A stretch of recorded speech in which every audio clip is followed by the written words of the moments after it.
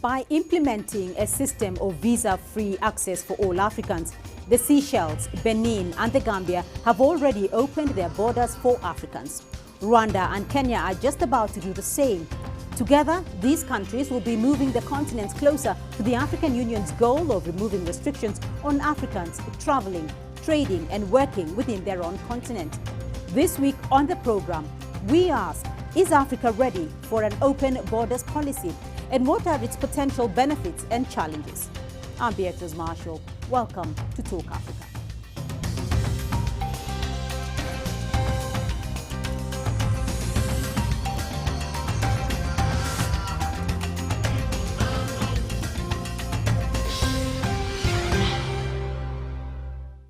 Well, the move to adopt visa-free travel across Africa is quite a popular one. So, as Kenya prepares to lift visa restrictions to all Africans by the end of 2023, my colleague Robert Nagila takes a look at what this may mean for the continent. It's been 10 years since the African Union adopted Agenda 2063 as a blueprint for the continent's development and economic growth. In 2018, the AU adopted a protocol on the free movement of persons. But restrictive visa regimes among member states have been a major stumbling block in achieving this goal. Initially, when the African Union proposed the visa-free for all Africans, most countries viewed this from a security prism. They felt national security would be compromised in the form of terrorists crossing over, smugglers. But that appears to be changing gradually. In October this year, Kenya's President William Ruto announced his country would remove all visa requirements for Africans by the end of the year. In early November, President Paul Kagame of Rwanda followed suit. An African can get on a plane to Rwanda whenever they wish, and you will not pay a thing to enter our country. According to the AU's Africa Visa Openness Index, only 3 countries, Benin, the Gambia and Seychelles, offer visa-free travel to citizens of other African countries. At least 48 countries out of 55 offer visa-free travel to nationals of at least one other African country. The concept of visa-free movement is already in use amongst some of the regional economic blocs on the continent. The East African Community and the Economic Community of West African States has implemented visa-free movement amongst member states. However, the Southern African Development Community and the Arab-Maghreb Union are yet to ratify agreements on visa-free movement. Experts say a visa-free Africa will accelerate the implementation of the Africa Continental Free Trade Area Agreement, boosting trade, economic growth, labor mobility, and social and cultural integration. It's all about creating one seamless African market of over 1 billion people. Wherever you are producing, whatever you are selling, you'll be able to sell it across the continent without barriers. It may take a while longer, but more African countries are warming up to the idea, especially with the benefits to a country that come with visa-free movement. Robert Nagila, CGTN, Nairobi, Kenya.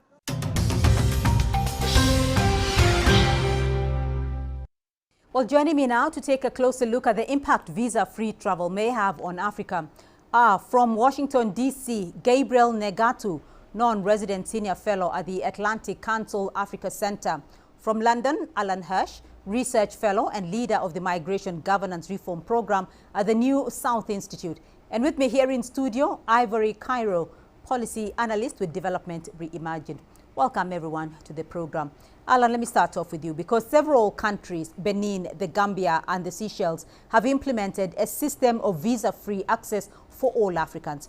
Now, Rwanda and Kenya have also announced that their borders would be open to visitors from the entirety of Africa. First off, is Africa ready for this? Much of Africa is ready for it. I think you need to first ask what is visa-free travel? Visa-free travel essentially means that you can visit a country with a passport, but without having to get a visa. And that is normally for 3 months. So there's a 3-month limitation. It doesn't mean anything other than that. In some parts of Africa, there's much more access than visa-free travel.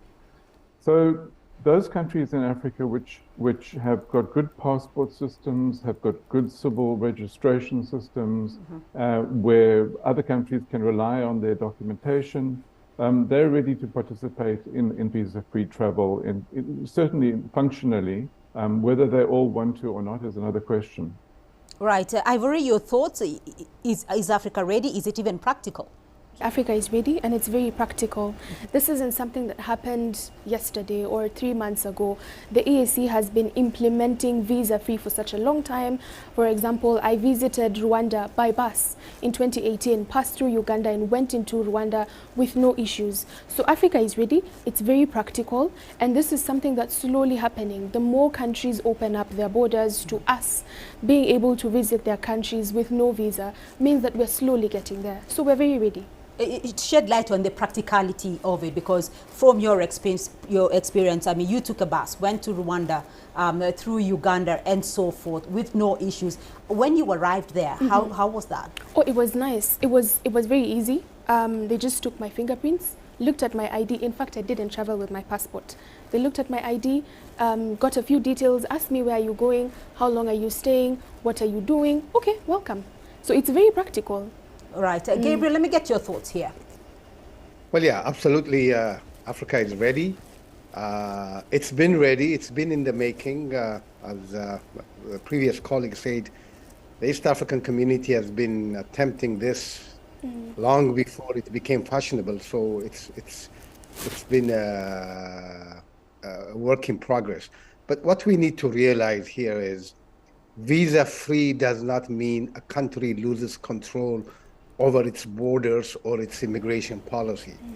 It just provides hassle-free, cost-free movement of people and hopefully goods and capital. But countries will still have the authority to control who comes in and who does not. And if there's concern about some people coming in, they have the authority to bar them. So visa-free does not mean you lose sovereignty or you lose control of your borders per se, but rather it's just a more streamlined process, and I think Africa is very ready for it. So Gabriel, I want to look at some statistics that have come from the African Development Bank, because the consensus here is that Africa is very ready for a visa-free movement.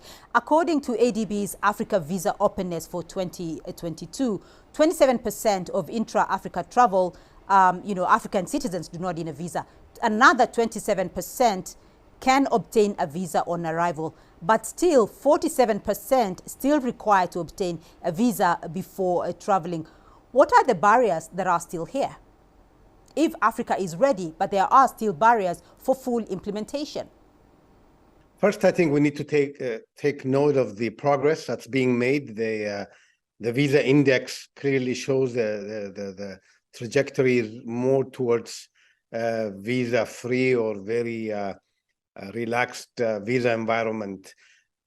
Some of the barriers stem from the fact that most of our countries view immigration as a security matter, as a security concern.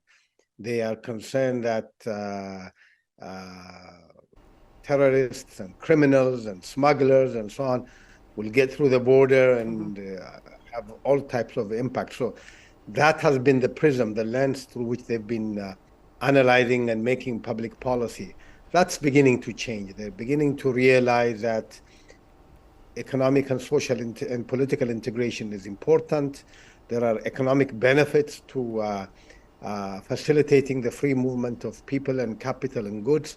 So as these barriers begin to come down, and these are non-tariff barriers that have been erected to make it difficult for people to come in, but as these begin to come down, and hopefully following the visa-free movement, you will also begin to see public policy on ease of movement of capital between countries.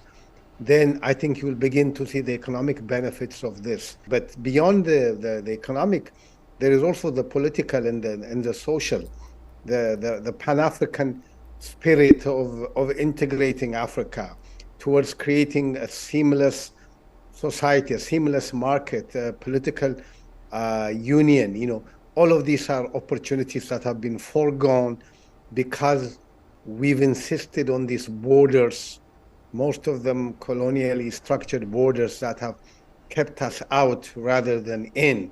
So, Alan, what have we seen in South Africa's situation? We do know that in the sub-region, South Africa does actually attract a lot more migrants than than the other countries in the sub-region. What has been South Africa's experience in retaining, in processing, in the practicality of it? Well, I think that Africans from other parts of Africa have added a lot to South Africa's development. If you think about South Africa's history, the mining industry was built by Mozambicans and Malawians and Zimbabweans, people from South Africa as well, but all around the region. So there's a long history of migrant labor coming to South Africa, but there is this political pressure. So, the South African government has just published a new draft white paper on immigration, refugee status, and citizenship, which promises to actually tighten up the regulations with regards to the movement of people. I don't think that it will stop this process of opening up to visa-free travel. But I think that it will add certain restrictions, particularly for people who are refugees or people who are applying for asylum. The South African government is of the view that many people come to South Africa, apply for asylum status, but for economic reasons, not for political reasons. And eventually they get the rights of South African citizens, which means rights to education, in fact, immediately they get the rights to education, to health care, and to some social services. And over the long run, they can possibly get permanent residence. So the South African government wants to clamp down on asylum seekers and refugees in particular, because they think that a lot of them are economic migrants, and they don't feel that the country can absorb them. They feel that they are undermining labor in South Africa. I don't think that the number of non-South Africans in South Africa is a huge issue. It's less than 5%. It's large by African standards, not as large as Côte d'Ivoire. Côte d'Ivoire has the largest number of non-Côte d'Ivoire people who've been naturalized, but South Africa is has got quite a large population of people who've come from other parts of Africa, but it's not excessively large. So I think that domestic politics is a big issue. Ivory, let me bring you here in terms of the East African example, because the EAC as a regional economic community is one of the most integrated of the RECs on the continent. What's been East Africa's experience here in terms of security, in terms of the economic issues, in terms of the unemployment? Has it had much impact on the countries of the region? I would say that there's no data supporting there's been unemployment because we've opened up our borders and there's ease of movement.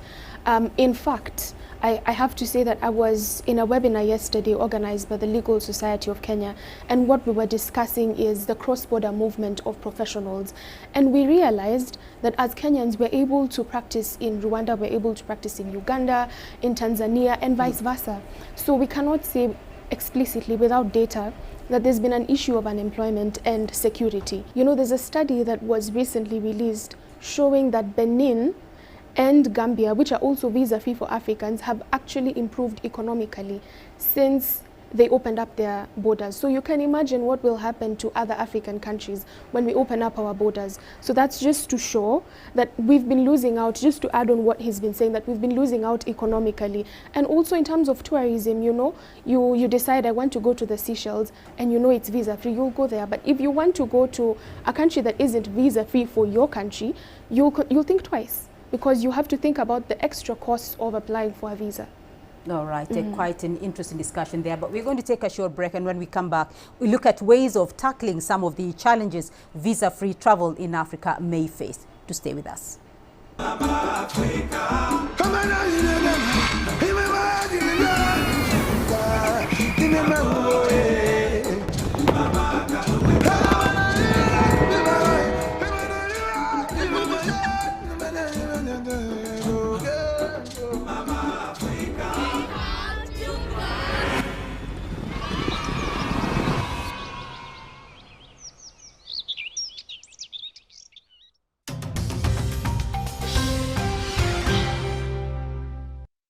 Welcome back to Talk Africa. Still with me on the program are 𝐓𝐴𝐺𝐤, Alan Hirsch and 𝐓𝐵𝐷𝐤𝐚.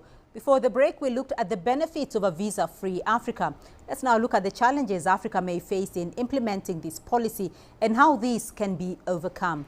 Alan, African countries are at varied levels of development. Is there a concern, as we've talked earlier, of a likely mass movement of people to more developed economies? I don't think that's likely to be the case. Our project has just put out a report which shows that the average rate of migration in Africa is actually very low. It's partly a result of what Gabriel was talking about earlier, where post-independence we erected quite high barriers to movement. Those barriers have been coming down since the ECOWAS introduced a free movement protocol to their treaty in 1979. So they were the pioneers. I don't think that you have a massive movement. It would have happened in ECOWAS on a large scale, from perhaps the interior to the coastal states. I think some people will move. As incomes rise in Africa, more people will move. Very poor people find it very difficult to move. They don't have the networks, the social networks, they don't have the resources, they don't have the skills to be able to get good jobs in other parts of the country, they don't have ways of coping with new countries, maybe language issues. So as Africa becomes richer, there will be more migration, but I agree with Ivory and Gabriel that migration will be positive in terms of travel, tourism, trade, services, and I think culturally too. Ivory, let's look again at the East African example. Have we seen much movement of East African residents to the more developed countries in the region? Certainly. And we can see very many foreigners in Kenya, for example, from the neighboring countries doing business. Even the professionals who are in courts these days, they're those people who are not Kenyan, and they're still practicing it in our courts. So definitely there's been movement, but I don't want to also say that it's movement to the developed countries. I also want to say, or high-income countries in the region, what I also would want to say is it's a matter of bread and butter. You might find an opportunity in Uganda as a Kenyan, or in Rwanda, or in Burundi, and you'll move there because there's an opportunity, there's an economic opportunity, and you think, okay, well, I might move and I can make something out of myself. So I'd be very cautious to say that, yes, there'll be influx of people in high-income countries in the region. It's mostly a matter of an individual and them analyzing the situation and them thinking, where would I want to move and where would I feel comfortable and where would I make it? I'd also, again, be cautious to say that when we open up our borders, we're going to have a lot of smuggling or human trafficking, because that is a conversation that has been going on. But I would want to say that African governments are very much capable. African governments still have the infrastructure to make sure that anyone who is getting into their country is well documented. Gabriel, let's look at that question of infrastructure and compare it with the European Union system, for instance. Comparing that and economic development of Africa and Europe, what sort of systems are needed in place before Africa can fully implement this, Gabriel? The removal of visa requirement, again, does not mean you don't stop at the border. You stop at the border. Instead of a visa, you still have to produce either a passport or a national ID or some kind of document that identifies who you are, and probably even provide some information about your background, if you've had criminal background, so on and so forth. Now, most African countries, at the airports, these are readily established, but even at the land borders now, you're beginning to see many of these one-stop border posts that are being used to vet people going in and out. Local residents on both sides of the border are able to move in freely, back and forth. If you look at, for example, the Tanzania-Kenya border, Arusha border around Namanga, the residents there move freely. If you look at the Kenya-Ethiopia border around Moyale, the residents move in and out at will. But visitors coming into either of the countries are required to stop at the one-stop border post and are vetted. Even in a visa-free environment, if there is reason to believe that you are either coming in illegally or you are coming for purposes that is not becoming of a tourist or a visitor, the country can still send you back. So the infrastructure required to do this vetting is there. In terms of employment, governments now have labor policies and standards that make sure that during the 3-month period you are granted a free visa. You are not there to work, but rather to visit. If you need to stay and work in that country, then there is another process that has to be respected. You go through the labor standards and labor process and get a work permit that allows you to live and work in that given country. And this is possible. But what we don't want is this visa-free access to be abused and for people to come in and start working and this, that, and the other, that undermines the law of the land. I think that has to be respected. It needs to be enforced strictly and respected by the visitors. Alan, yes, Alan, go ahead. So I was recently at the 8th Pan-African Forum on Migration, which took place in Gaborone. It's a fantastic institution because experts and policymakers and international organizations meet and discuss how to improve the circumstances under which Africans migrate. And, I discovered there, and it was interesting because people from different countries spoke and people from different international organizations.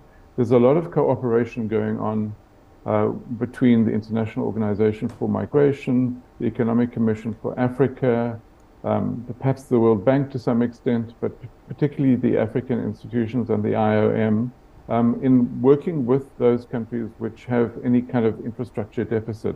So if they don't have very good systems for recording people, if they don't have those systems that are able to deal with electronic or bio-linked passports, for example, those systems are being introduced with the assistance of a number of international organizations.